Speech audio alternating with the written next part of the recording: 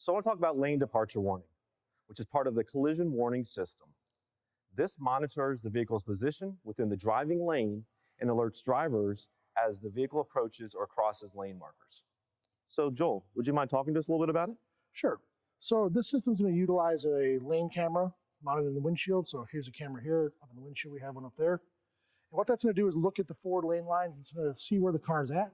And as the vehicle approaches those lines on either side, getting too close or even over those lines, it's going to do a couple different things. Some will give an auditory alert. Some will give a visual alert. Some will do both of those. There's other manufacturers that might shake the steering wheel. So it's going to make sure we know that, hey, you're coming out of that lane and alert us so we're kind of paying attention. And then some of those are like, even like the seat vibrates a little bit too, kind of to let you know. Yeah, exactly. It depends on how the OEM implements the strategy. So for us in the shop, right, so we have a lot of experience with this. So when we're replacing a windshield or we're taking a windshield out to do some repairs or refinishing, it always requires a type of calibration, right? Yeah, pretty much for the most part, every OEM is going to have a calibration when doing that type of stuff. We always want to go through and read the OEM service information and make sure we're following it correctly. You're going to go through, we're going to do the calibration in either dynamic or static. A dynamic calibration is where we set up a computer in the car, we drive it, and it calibrates itself.